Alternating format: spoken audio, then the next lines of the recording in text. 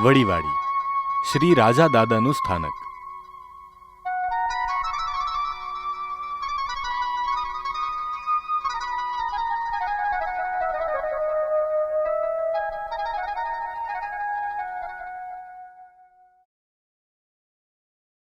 વિરમગામથી 10 kilometre દૂર આવેલ થાંભી થોરી ગામ પાસે વડીવાડીના નામે રાજા દાદાનું સ્થાનક આવેલ છે. તેનો ઇતિહાસ 400 વર્ષ જૂનો છે. આ જગ્યાએ રાજા દાદાની દેરી છે. વિરમદાદાના 3 દીકરા ધનરાજ, ખીમરાજ અને બીજલ હતા. વચેટ દીકરા ખીમરાજ ભાંગલનર, નપુંસક હતા. પાવૈયા લોકો તેને મઠમાં લઈ જવા જીદ કરતા હતા. પરંતુ ખીમરાજના પરિવારજનોએ પોતાની કુળદેવી પાસે ઘા પોકાર કર્યો. પાવાની દેવીએ બહુચરાજી માને વિનવ્યા કે મારા કુળના દીપકને પુરુષાતન આપો તો મારા નિવેદમાંથી અડધા ભાગનો હક તમારો. ત્યારે બહુચરી માતાના પ્રતાપે ખીમરાજને પુરુષાતન પ્રાપ્ત થયું. બુટિયાના દીકરી લખીમા સાથે સહેવાસથી તેમને પુત્ર પ્રાપ્તિ થઈ. તે પુત્રનું નામ રાજો.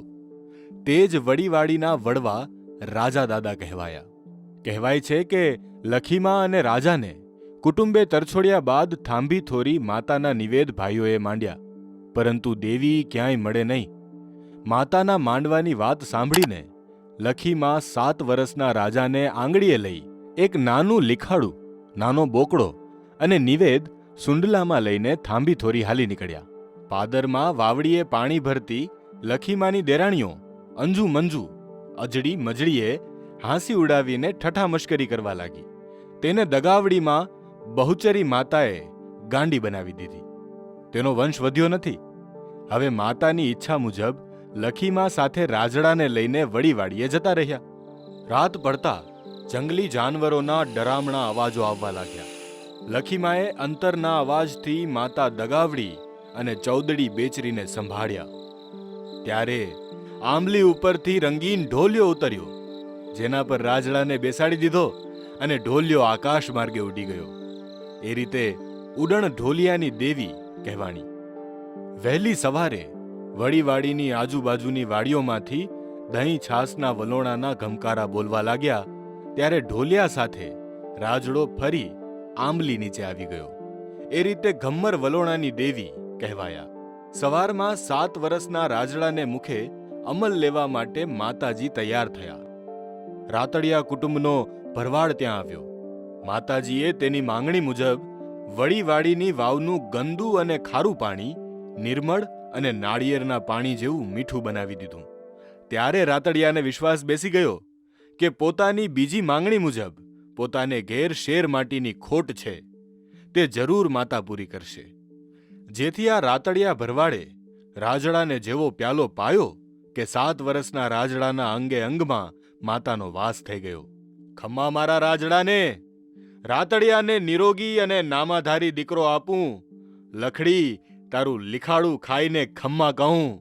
મારા રાજ્યાને અમર બનાવું તો માનજે કે હું દગાવડી બોલું છું. મારો ચૌદડી બેચરીનો બોલ છે. અને હવે થાંભા થોરીના નવરંગા માંડવે બાંધેલ બોકડા વડીવાડીએ લાવી મારા રાજ્યાના મુખે જમું, ખાઈને ખમ્મા કહું. ત્યારબાદ વડીવાડીએ થાંભા થોરી જગ્યાના મોટા મેળ બોકડા માતાના બોલ પ્રમાણે લાવવામાં આવ્યા, જેની જાતર રાજા દાદાને પાઈ. જાતર હક લગાડી માતાજીએ સૌ નાત અને કરિયાતને ખમ્મા કીધી. અહીં 7 વર્ષના રાજડાનું ધર્મ ગવાણું. રાજા દાદાના વંશમાં ભાઈઓ છૂટા પડી જે ગામ ગયા તેની ઉપરથી ગામ શાખો પડી. જેમાં ગોપાલ દાદાએ બાવડા પાસે મીઠાપુરમાં પિંડો નાખ્યો, તે મીઠાપુરા કહેવાણા. ખેતસી દાદાના 2 દીકરા, એક ઝાપમાં ગયો, તે ઝાપડિયા કહેવાણા. બીજો દીકરો કુમરખાણ ગયો, તે કુમરખાણિયા કહેવાણા. અને પૂનસી દાદાના વંશના અને બીજલ દાદાના દીકરા દેવકરણ દાદા ખાકરોડગઢ ખારા ઘોડામાં ગયા, તે ખાખરોડિયા કહેવાણા. બોલો રાજા દાદાની જય. આપણા દેવી દાદા અને આપણી માતાજીઓ માટે છે, અને છતાંય આના સિવાય વધારાની વાત કરીએ તો આપણા બધા ભાઈઓએ, બહેનોએ શિક્ષિત બનવું જોઈએ. એના માટે મારો એક જ શબ્દ છે, શિક્ષિત બનો, સમૃદ્ધ બનો. આભાર.